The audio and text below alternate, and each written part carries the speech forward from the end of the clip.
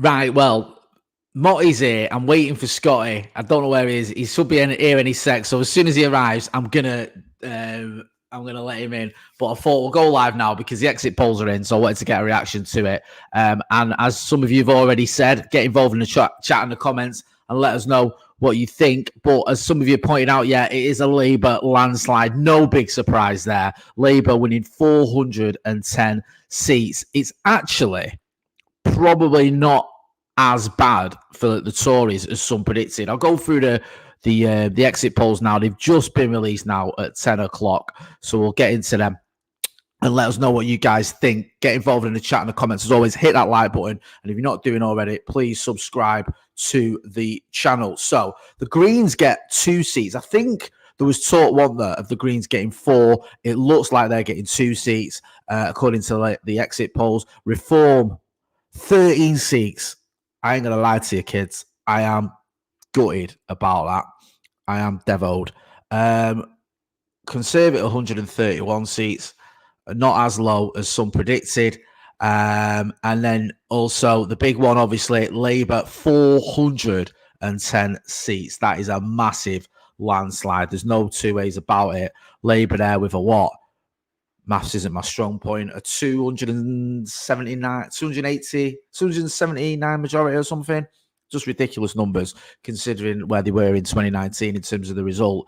They've turned it around. We'll get into all that, the details of that in a minute. Lib Dem on 61 seats, not too shabby. SNP 10 seats, and then other 23 seats. We'll get into some of the nuts and bolts on it. We'll find out who's the sort of movers and shakers in terms of who's lost their seats, who's kept their seats. There's some big guns who are vulnerable, some big Tories that were vulnerable as well. Hopefully as well, we can get Scotty on it sooner rather than later. I think James Young is going to be joining us too. So we'll get Youngie on. Yeah, people asking, Ridwan, is Scotty coming on? Don't worry. You don't have to put with me on my own. Scotty is going to be on. He's going to be on sooner rather than later. He'll be on any minute, hopefully. So, yeah, we're just going to go through. So, I see that there's a few of the usual suspects in here. I go through some of the comments. Get involved in the comments. Let us know what you think. Good to see Alex Buckingham, Mick Holohan, Heaven Soul. He says one set of pricks out and another set of pricks in. Bernardino says, I am here for this shit. Yes, God save the queuing, says James Parker. Very good. John Shin in the house. He's here for the vibes. Love John Shin. Going to be seeing him very soon when I'm over in the States. William Morgan says, fuck the Tories. Inos Fushi says, the country needs a change. Heaven Soul says, I see Starmer being ousted by the right-wingers that he's embraced within 3 years. Mo C says, turned on to ITV, saw Nicola Sturgeon, George Osborne, and Ed Balls. So glad I saw this stream after.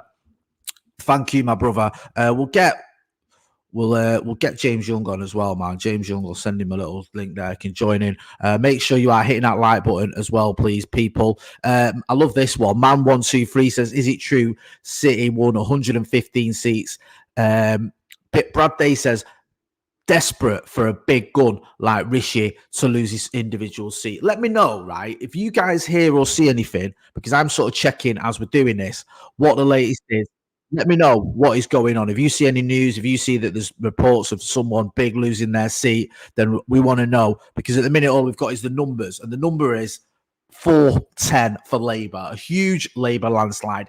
All the bookies were predicting it. Everyone knew this was going to happen. Conservatives on 131 seats. They may even be a little bit relieved on that. Now, that sounds crazy to say that you could have 115 seats, whatever I've just said it was. It wasn't 115. What was it? It was 131 seats from the Tories. When you're the government to go to 131 seats, there might even be a little bit of relief. Honestly, there might even be a little bit of like, well, that could have been worse. I mean, it's terrible. It's absolutely shocking, but it could have been a little bit worse. Yeah, Tampanelli, one, says, thought the Tories would get less. I thought they might. There was talk that they could be like the third place party. There was some predictions earlier on this week was saying that they could end up with like 50 or 60 seats, maybe even a Lib Dems overtaken, maybe Reform overtaken as the third or the second biggest party in the country, sorry. But it looks like they're going to be the second biggest still. James Young's here. I'm going to bring James Young in. Youngie, how we doing, brother? All right. Yeah, you're right. It's been a little while, man. Do you know what? I don't know why, right? Because I follow you on socials, obviously, with my pals and all that. But I always get surprised when I see you because you look different last time. Every time I see you, look a little bit different. Have you seen the exit polls? Have you seen what the results are? Yeah. What do you make of that, bro? 410 for Labour. Pretty much predicted in terms of what Labour were going to get. I don't think anyone can be too surprised.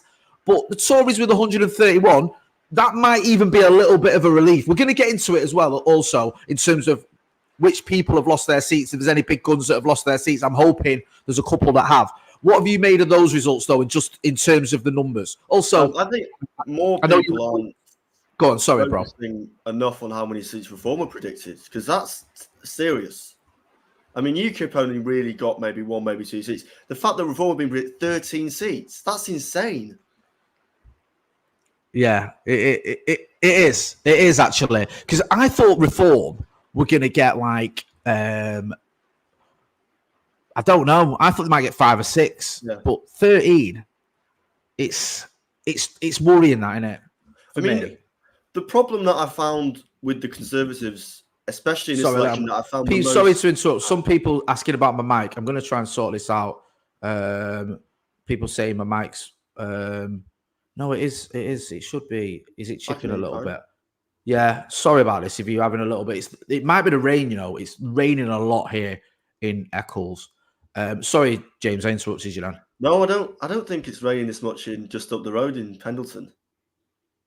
Is it let not? Let me just open the window and see if it's raining as much. Yeah. I'm actually hoping for rain because it's kids' sports day tomorrow, which means that I've got to do the dad's race. Don't tell my kids. Right. So my sports race is in early. People say my mic's fine. Listen, I've altered it slightly. I'm not a technical guy. Yeah, go on. You talk about Reform because for me, right, it's a little bit bittersweet, all this. I have waited for the Tories to be voted out since 2010, yeah? I've voted Labour ever since then until today. I voted Green, I'm not going to lie to you. But I wanted the Tories out. And people, before anyone goes, Jay, you voted Green, it's a wasted vote. Like, well, you're going to keep the Tories in. The Tories had no chance in my constituency, right? Labour were going to walk it, and they have walked it in my constituency. I don't even need to check. But I wasn't too keen on the Labour candidate, to be honest with you, and some of the things that Labour have been doing. But Reform getting 13, they're going to make a right noise about that. They are.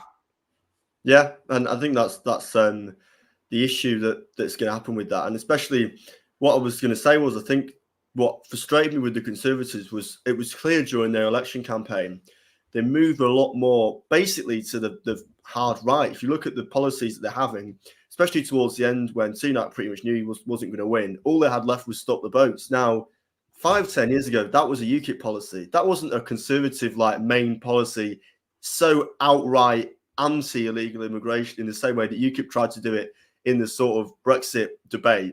And they basically played the immigration card to try and get in, and it's backfired because it's not really a policy. No, it isn't. I mean, you're right. I'm just looking at sort of the last one where the 2019 exit poll where Brexit Party, which is Reform, had 0, Lib Dems 13, Labour 191, Conservatives 368, SNP 55, Green 1, and others, Independents 22. And then you fast forward to today, where I think you've got basically Reform have got 13, as we've just pointed out. Conservatives 131, I think I said it was. Labour 410. I mean, it is a massive turnaround. Lib Dems, they've done well, really. 61 seats, can't ignore that. SNP have imploded. Had a great campaign because the way that the Lib Dems have managed to keep themselves in the public eye, a lot of people have criticised Ed Davey for his stunts, but that's the only way. Scotty's here as well. I'm going to add him in. Someone who's not in the mainstream party to do it. You said 10:15. No, I didn't. I said 10 o'clock. Check your messages. And also the tweets that you've done. And also the fact that every single person, we had 100 people here who knew it was 10 o'clock. Yeah, sorry about that. Everyone just happened to get it wrong and you got it right. Sorry, I've interrupted Youngie mid-flow there. Sorry, Scotty's here anyway, and as always, it's my fault because I didn't double check that he thought it was 15 minutes later than it was going to be. So blame me. Bless him. Some things never change. We're talking. I don't know if you've seen the exit polls, my love. I have, yes. I mean, with being Youngie was just talking there about the fact that Youngie was saying the Lib Dems have done well. Ed Davies run a campaign which has sort of captured a lot of the public's imagination. Been a little bit of an antidote to some of the stuff we've going on, just a bit like jovial and going up zip wires and bungee jumping or whatever it is he's been doing, and not as serious as some of the other stuff where you've seen a lot of sort of right-wing rhetoric by both parties, I feel, both main parties. 61 for Lib Dems, 13 for Reform is disappointing. 410 for Labour, 131 for Tories. Do you think this is sort of what you're expecting, Scotty? Any surprises that you've seen? I think the surprise probably would be the seats reform. I want to get both your opinions on that, actually. Why do you think that they managed to get 13 seats? Well, if you look at sort of people like the Lib Dems and Green as well, I expected Green to do better than they actually have. So, but what do you think the reason Reform have got 13 seats? I mean, one of the reasons, I think, James, you were touching on this. So by all means, bro, jump in because you've got a better handle on it than I have. But you've heard a lot of similar rhetoric to Reform, even from Labour in some cases. Labour's big thing about a lot of the immigration hasn't been that it's inhumane or it's wrong. It's that it's not tackling the issue. That's the problem with the Rwanda policy. Not that it's a bad policy in terms of it's morally wrong to send people to Rwanda. It's more or less of it's not working. You keep hearing about he's not stopping the boats, Rishi Sunak. That's been an attack line from Keir Starmer. Rishi Sunak's big line has been, I am going to stop the boats. We are going to stop immigration. We are going to stop these illegal immigrants. We are going to smash the gangs and all the rest of it. Now, Reform are saying all that, but they're saying it like with even less shackles on than the Tories are. They're saying it to the point where it's like, you know, there was that clip of, I think it was Owen Jones interviewing someone who supported Reform, who was saying, you know, we should shoot the, you know, people on boats. And he's like, what? No, I don't want to see that. And he's like, well, you're awoke. It's like they can just say whatever they want. They've gone turbo with it. So if you are someone who's got a pretty sort of, I don't know, a poor feeling towards immigration, then if that's your main sort of concern, you may as well vote Reform because that's what the manifesto is. I mean, yeah. If you think the Tories one is slim, the Reform manifesto was literally just how to stop immigrants from getting stuff. I mean, there was a section on housing, and it focused on foreign nationals to be sent to the back of the queue for housing in the UK, and that's kind of illegal, really, because it breaks the Convention of Human Rights. You can't just stop people because they've got a different nationality to you from getting equal rights to housing and stuff like that. And it's crazy that because of the blatant, just racist rhetoric towards foreigners, the people that vote for Reform have, that they want to sacrifice the rights that we fought for in this country. It's just such a backwards thing to want to have. I want to get people in the comments their thoughts on this as well, because there's us three sat here. I think we all wear our heart on our sleeve. We're all left leaning. None of us are particularly fond of, I think, any party in particular. I think we prefer some to others, but I don't think we're sort of card carrying members of any political party. So I want to see what people are thinking. How do you feel about this? You know, we're now in the prospect of what we've waited for, many of us, for 14 years, a Labour government, but the most right-wing Labour government in my lifetime. I've never seen a Labour government this right-wing. It feels to me not the same as the Tories. I think it's wrong to say that, but less unlike the Tories than I've seen in a long, long time. This feels almost like New Labour, but to the right of that, to be honest with you. So let me know what you think. Get involved. Sufami Dan says Labour and Conservative are both lefty radicals. Uncle Ruckus says, I think that's tongue in cheek, I presume so. Uncle Ruckus says right-wing populism is going on all over Europe. It's entered here now. We've seen it in France, haven't we, with Le Pen, sort of doing well in terms of popularity there. We've seen it in other places, other countries across Europe as well. Feels like we are seeing it sort of creeping in more and more to mainstream politics here. Hemp 10 says, as an Aussie, I have no fucking clue. Lol, you're not alone. I'm not an Aussie and I don't. Jays Parker, good to see Jays Parker in Simon Paddock says, Conservatives have lied to the country for years. Labour in its current configuration is the best we can hope for. Heaven Soul says, my first time not voting Labour at 31 years old, in a general election, and I don't recognise the party anymore. Palestine and the U-turn on left-wing policies and acceptance of right-wing populism is scary. Ross Murphy, good to see Ross in the chat, says, wow, long time no seeing James Young. Yes, good to see James back on here. Salvador Agron says, I think there's a stuff going on, blaming immigrants while the establishment class have your pants down. You're not a serious individual. I think he's replying to someone else. I think someone's mentioned immigration. Immigration is obviously an issue for people. If Reform are getting 13 seats, you can't ignore that. And also, they'll have come second and third in a lot of places as well. They'll have had, you don't get 13 seats unless you've got lots of people voting for you, because obviously it's not just the seats you've got. You'll have had a lot of votes elsewhere. So whilst I am, anti-reform, I don't like anything about them. I'm not a Farage fan. You can't ignore that. That's probably the biggest surprise of the night, is how well they've done. Do you think, Jay, with the way that sort of Starmer has, he sat on the fence on a lot of stuff, but regarding sort of immigration, do you think it was his fear that there were people who would vote Labour, that if he had taken sort of a more left-leaning approach to immigration, that he may have lost seats to Reform? I think, from what I gather, from what I saw, I think that a lot of what he was saying was sort of geared towards keeping the right happy. A lot of what he was saying, I thought, anyway. I did. When you've got the Sun supporting you and pretty much most of the Murdoch empire, that you're having to pander towards the right, in the same way that Tony Blair was the godfather to one of Rupert Murdoch's kids. You have to do that to an extent if you want to appeal to people on the right. And I think the frustrating thing was, even though I actually think a lot of Corbyn's policies were, if you look at Labour's manifesto when Starmer got in, a lot of that was very, very similar to what Corbyn had, but he also didn't have the support from the right in terms of the papers and that side of things, which is what Starmer had to basically do to get in, I think, because without that, I'm not sure, even with the Tories being so bad, you still have to win over a lot of the sort of middle ground. Yeah, I think I get it. I get the idea of sort of winning the middle ground and the centre and all that. And a lot of people are, their opinions are sort of either slightly left of centre or some people slightly right of centre. I just felt that too often with Starmer, it had moved too far to the right for my liking. It was like he looked at what happened. He looked at what happened in 2019 under Corbyn, where Labour, as we've spoken about the exit polls this time 5 years ago, where they released and it showed that Labour just absolutely flopped, and it was one of their worst results in recent memory or in living memory. And he was like, right, let's shift.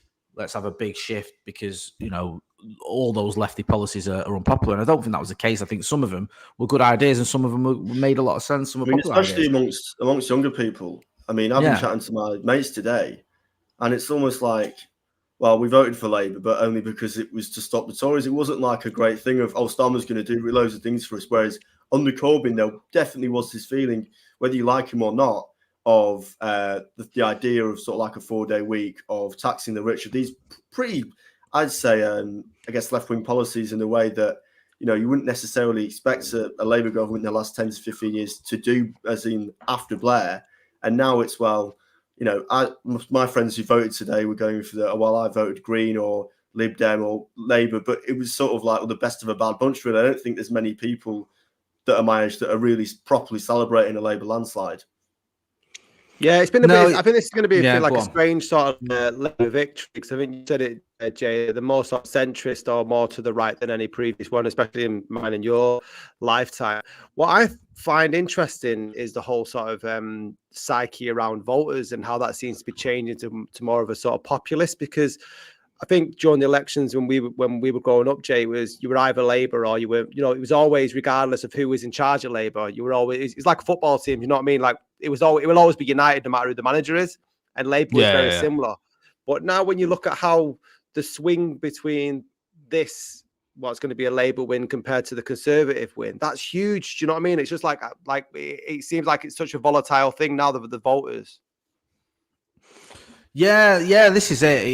It has changed a lot on it since we were growing up. Now we were growing up, and it was a lot more black and white then, and it was sort of changed in '97. Obviously, with New Labour, that was a big difference. And then you felt under Jeremy Corbyn. We lost James Young. I hope he'll be back. Under Corbyn, it was much more sort of left and right. now we've seen it become a lot more centrist. Centrist became like a really dirty word, didn't it, in 2019? Everyone was like against centrism. And now it feels like that's the way that it's gone forward. We'll get into some of the comments as well. Let us know what you think in the chat. How are you feeling and what's going on? Anyone's got any information? I've just seen online, and I'm trying to sort of go through sort of tweets and see what's update. People saying that Jacob Rees-Mogg has lost his seat. Let's have a look here. Yeah, so they've got I've seen some on the BBC. It says BBC projects that Jeremy Hunt, Grant Shapps, Penny Mordaunt, Steve Baker, Ian Duncan Smith, and Jacob Rees-Mogg are all likely to lose their seats. Ian Duncan Smith is an interesting one because isn't that Faisal Shaheen's who ran as an independent? I think that is in Woodford and Chingford. So I don't know. That's Ronnie O'Sullivan doing a lot of canvassing for her. Is that right? Yeah, that's right. So I don't know if that'd be that would be her or the Labour candidate. I don't know what's going on there, but some big hitters there from the Tories. And you know what the sad thing is about that, right? You see they lost the seat and think, let's revel in that. That's quite funny. Loads of them will probably just end up in the Lords, won't they? Do you know what I mean? Loads of them, or if they don't end up in the Lords, they'll end up just sort of going into the private sector and making even more money they've already made. So a lot of them, whilst you're laughing at it and reveling in their defeat, some of them won't be that mad. Jim Max says Chris Philp will probably hold his seat. He's an empty suit and a self-serving parasite. He's been front and centre a lot, hasn't he, Chris Philp? He's done a lot of interviews. William Morgan says Jacob Rees-Mogg was my MP until a couple of years ago. Glad to see that weird Victorian apparition fucked off. Liam Fox might be on his way out too. Interesting to me. Maybe not anyone else. KC says Theresa May has. I think that's in terms of her going into the Lords. I think there was talk of that one there. Aaron Davis says how big a result is that I'm disappointed that the Tories are in opposition rather than Lib Dems. Someone saying there, Jeremy Hunt about to lose his seat, which would be huge. Jeremy Hunt. I mean, this was the guy, don't forget, that was up against, it was him who went for leadership against Boris Johnson. He's the Chancellor of the Exchequer, and it's looking like he's lost his seat. I mean, that feels like a Michael Portillo moment, doesn't it? When you see someone like Jeremy Hunt losing his seat. I mean, the Tories are here. They're losing all sorts of big hitters. They're going to have to regroup. First Chancellor to lose their seat, apparently. Yeah, heaven's soul. Thank you. Like people, if you see things and hear things, by all means, get involved in the comments. Let us know what is going on because you guys are seeing it as well. I'm seeing it. I'm just on Twitter. I'm seeing what's going on. Jim Max says, "Did you see Hunt's tweet about clean tap water?" I did. We'll bring James Young back in. James was just talking about Jeremy Hunt losing his seat. Someone's just said in the chat, first Chancellor to lose their seat, absolutely monumental. Someone else asked, Jim Max says, "Did you see Hunt's tweet about clean tap water?" I mean, it was pretty cringeworthy. I don't know if any of you guys saw that today. He basically, let me try and find Jeremy Hunt. So they've had this issue with sewage in the tap water in Bramley. And then there was this, they've been this investigation and they've cleared the water, the tap water has been cleared as fit for purpose because it wasn't. And he did a tweet yesterday, I think it was. Brilliant news. The drinking water restriction for Bramley has been released as of 5 p.m. Letters will be distributed to the impacted area overnight. Enjoy the tap water, Bramley. I mean, Jesus Christ. Enjoy the water that's coming out your tap. It's not going to make you ill. I mean, I think that says it all, really, doesn't it? I mean, the Conservatives have nowhere to go, did they? It was a campaign as well, right? Just talking about campaigns. You've been in power for 14 years.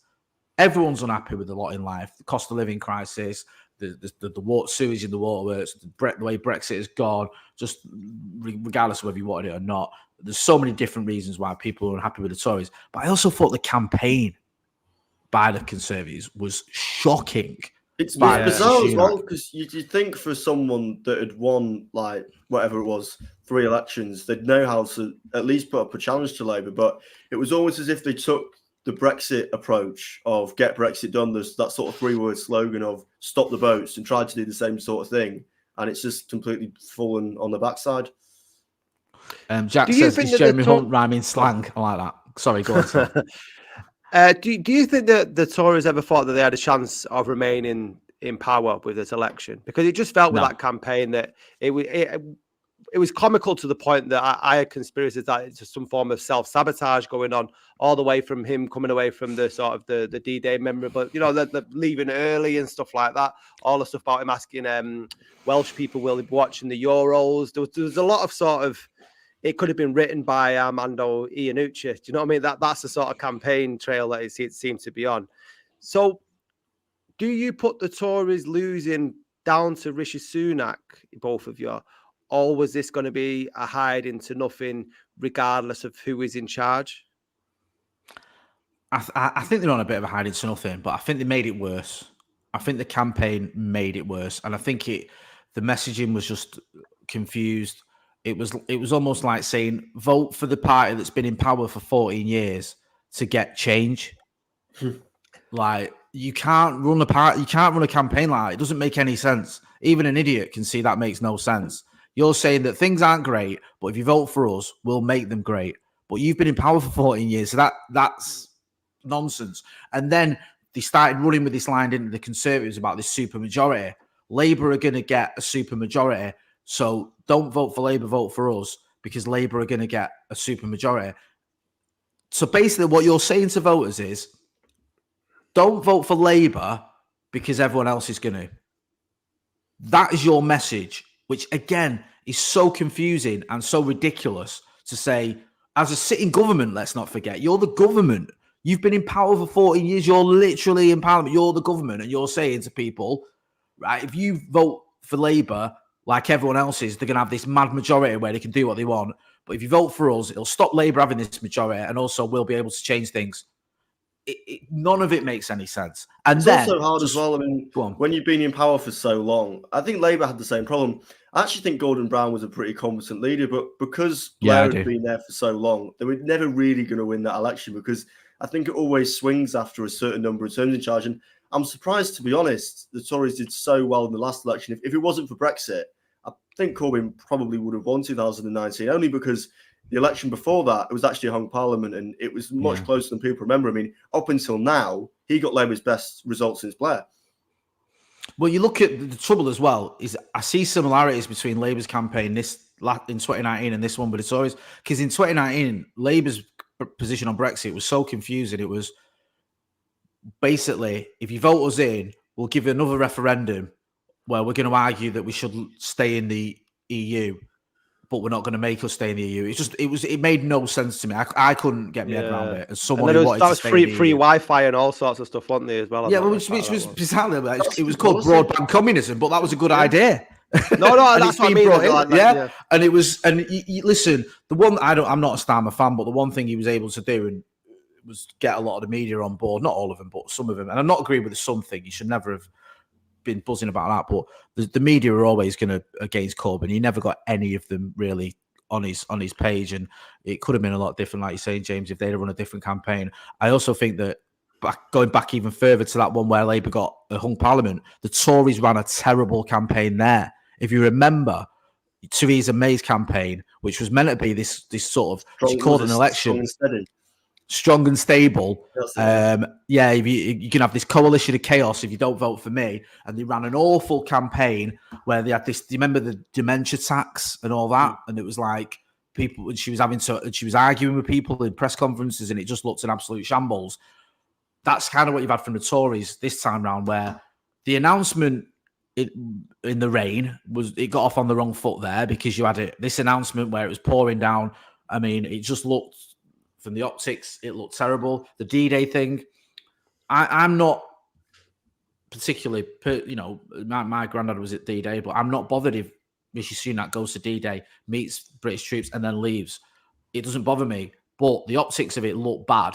And also, if you're going on about veterans all the time and the importance of the army and all the rest of it, and then do something like that, and then miss the opportunity as well, just from the optics, to stand with Joe Biden and Emmanuel Macron, it's a stupid decision, especially if the reason you're leaving early is to go and do an interview with ITV. Then you had all these betting scandals coming out as well, where people you've told about the election have all been betting on themselves to lose in some cases. It looks terrible.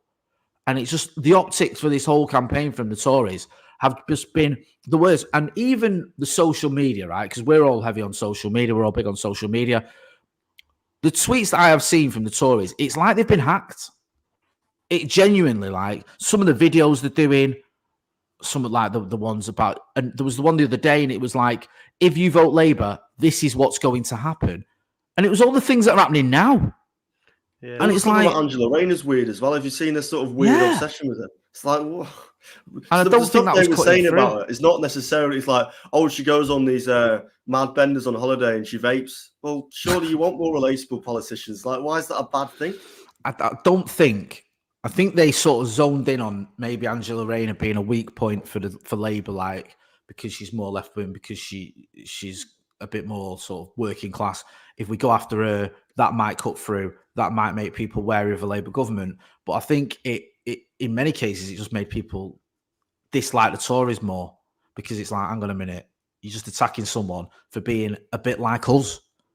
Most people are working class. Most people, if you're going after some woman because she speaks a certain way or she acts a certain way that a lot of us do, then you're just going to turn people off. And it was a weird campaign, which for me never really made any sense. I don't get what the Tories were trying to tell me.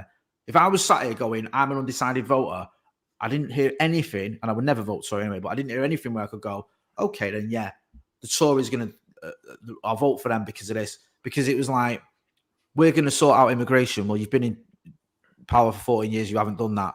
There's still, the boats are coming. Then it was, we're going to, the Rwanda scheme is going to work. But you called the election before the first flights took off. So why didn't you let it work if you thought it was going to work? That made no sense as well.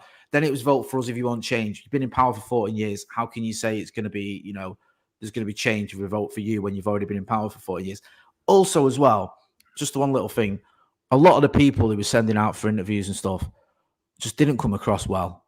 They didn't, like, you have Mel Stride, Chris Philp, Jeremy Hunt himself, Sunak isn't great as an interviewee. This is what Scotty was saying. Like, even the other day, he was on This Morning next to, like, I think it was the woman who's got the most tattoos in Britain. Like, why, if you're a Tory like staffer, you letting him do interviews like that? It's just so it's so bad, isn't it? The optics. I don't think, right, that any of them had a clue about how things look.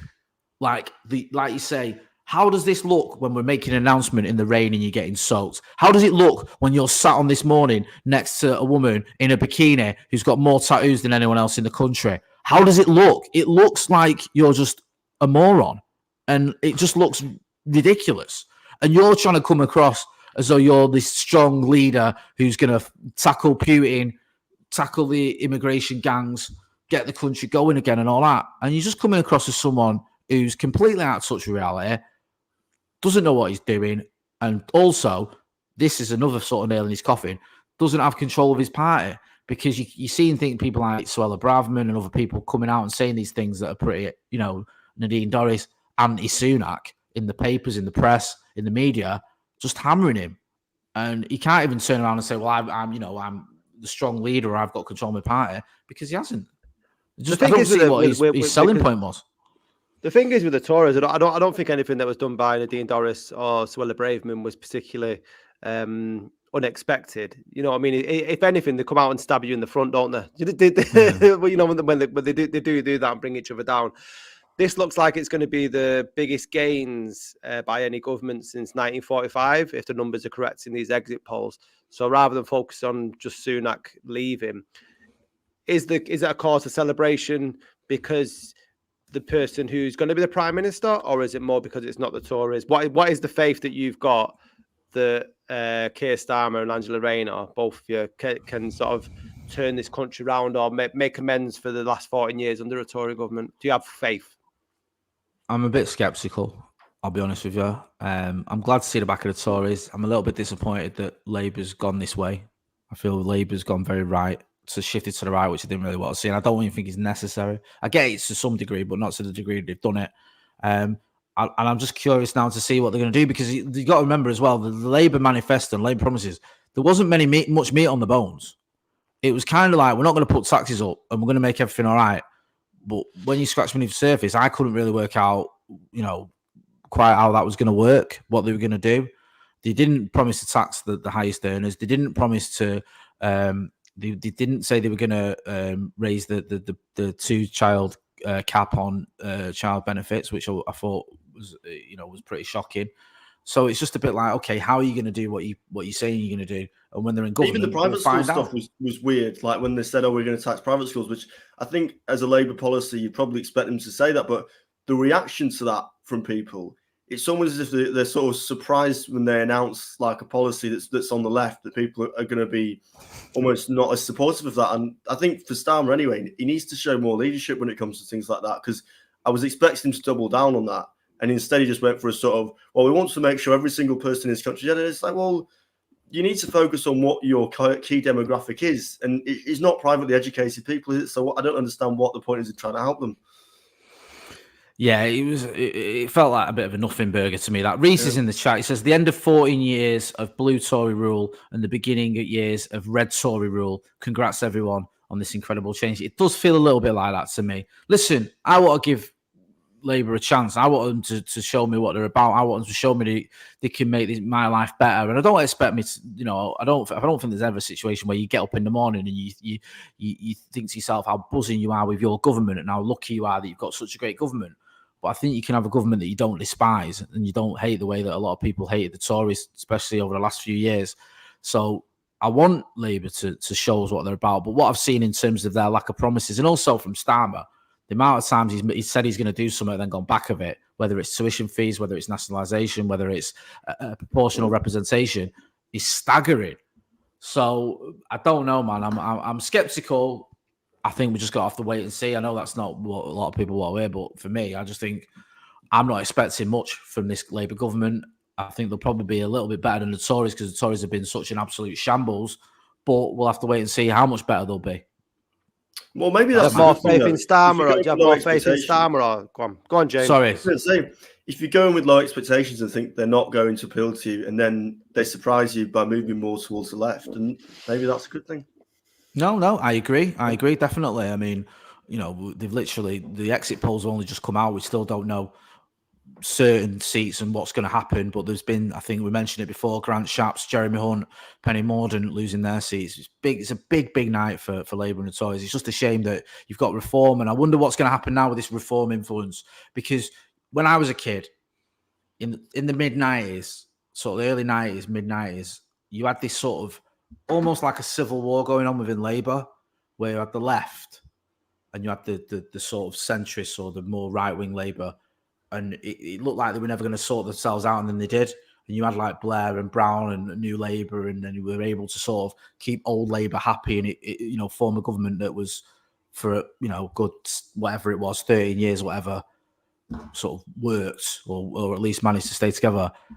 The Tories have had this sort of civil war going on for years now, where you've had the right of the Tories, the anti-European Union, the anti-immigration lot, that lot against the other sort of side of the Tories. And look at how many prime ministers they've been through. Look at how many leaders they've had. They've just been warring with each other. I mean, I know, Liz Truss obviously had a disaster and sort of was the architect of her own downfall. But you had Cameron, who basically, took us into a referendum because he thought he'd win, was stabbed in the back by some of his own party, the likes of Michael Gove and Boris Johnson. He loses his job. Then you had Theresa May. Again, she was pretty much stabbed in the back by the likes of Michael Gove and Boris Johnson and one or two others. Johnson becomes prime minister, very popular in terms of his vote. You can't deny that. He won by a landslide. Then eventually he gets turned on. Then you have Truss. Eventually she gets turned on. Then you have Sunak. He's been, I mean, there's just been this sort of war going on. Now you've got reform with 13 seats. Are you going to see the Tories shift more to the right to try and placate reform, which would be sad to see, to be honest with you, because I think the Tories are too right-wing as it is. Well, given listen to this for a start then. So if the Tories do get just 131 seats, it will be their worst result in terms of seats since they started calling themselves a Conservative Party back in the 1830s under Robert Peel. That's insane, That's some defeat. I mean, it's all record-breaking, isn't it? You're just hearing, record-breaking. Like 10 Hag last season. Yeah. It is. You remember when all those records went? This is the most defeats we've had, the most goals we've conceded, the most shots we've conceded. The first time we've lost to this, to this team. First time lost to it, like it does feel like the first time a sitting chancellor has lost the most number of seats. I mean, yeah, it's crazy how much they've lost such a landslide as well. Because back in 2019, that was Labour's worst result since the 30s, and for them to give them credit to be able to turn that around, maybe because the Tories haven't been as good as you'd expect them to be in terms of campaigning in that short space of time. I mean, people were predicting when the Tories got in last time that it was going to be 10 years before Labour would even challenge to get back in. Yeah. This is the thing, right? You can't predict what can go on within a party, within a government. Like sometimes you have those fallings out, those civil wars almost, those factionalism where things start unraveling for leaders, or there's certain, groups are formed within it. Like you say, it looked like Boris Johnson was going to be here for a little while because he seems to tick a lot of boxes. He placated the right of his party. He'd won a big majority himself at an election, not just a leadership election, but a general election. He was, in terms of Tory prime ministers and Tory leaders, he was quite well liked by a lot of people. I know everyone hates him now, but he was sort of seen as this sort of just bumbling oaf that everyone thought was pretty funny. And yet, how long did he lasted? A few years, and then he was gone. And his political career's probably over. I say probably, you never know.